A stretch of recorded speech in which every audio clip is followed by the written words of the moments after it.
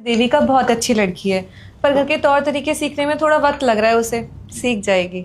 बड़े भैया, देविका मायके जाना चाहती है। जाना भी चाहिए। वैसे भी शादी के बाद में एक बार भी अपने घर नहीं गई है, और तुम्हारे ससुर भी काफ़ी टाइम से कॉल कर रहे हैं। एक बार चल जाओ, तुम्हारा भी मन लग जाएगा।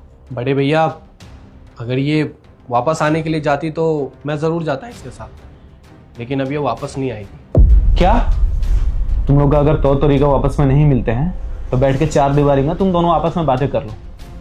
बहुत तो शहर के पढ़ी लिखी लड़की है, अगर इसे यहाँ के तौर तरीके पता नहीं है तो ये तो तुम्हारा कर्तव्य है कि तुम इसे बताओगे। भैया, मैंने इसे समझाने की बहुत कोशिश की, लेकिन ये यहाँ के तौर तरीकों में ढलना ही नहीं चाहती। तो अच्छा, तो तुमने फैसला भी कर लिया? बड़े भैया, बात वो नहीं है, मैंने सोचा कि अच्छा, तो तुम समझदार भी हो गए हो।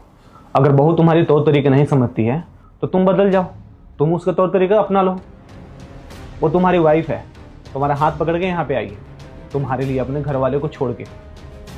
तुम्हें ये चीज़ें तो समझनी चाहिए। शादी के बाद में एक औरत के लिए एक पति है उसका हमसफर, उसका दोस्त, एक जीवन साथी होता है। वो अपने माँ बाप को छोड़ के यहाँ पे आई, किसके लिए? सिर्फ तुम्हारे लिए। तुम्हें अगर दर्द होगा तो मैं रो दूंगा, मुझे अगर दर्द होगा तो तुम रो दोगे, क्योंकि हम एक ही माँ के संतान हैं। और ये अपने माँ बाप को छोड़ के सिर्फ तुम्हारे लिए आई है, और जीने मरने के साथ बचने लिए। तो तुम्हें इतना चीज़ तो समझना चाहिए कि वो तुम्हारे लिए ज़िंदगी में क्या है।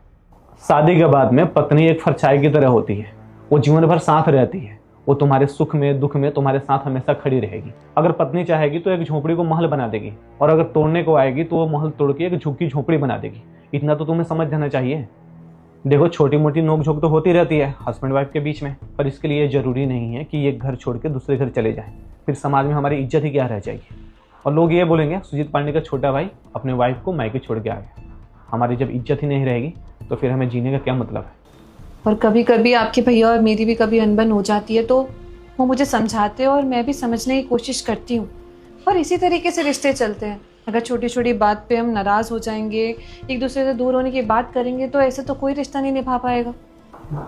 जी भैया, भाभी, आप लोग बिल्कुल ठीक कह रहे हैं। मुझसे बहुत बड़ी गलती हो गई, मुझे माफ़ कर दीजिए।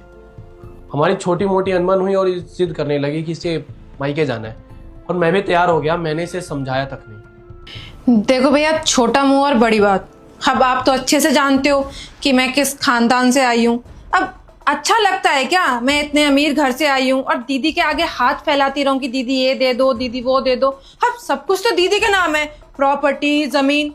अब मेरे नाम क्या है? रुक जा बेटा, सिर्फ तुम डांस देखकर और गंदे वीडियो देखकर लाइक सब्सक्राइब करते हो तो आज श्री राम प्रभु के लिए नहीं करोगे क्या? और कमेंट में जय श्री राम जरूर लिखकर जाना, सब अच्छा ही हो।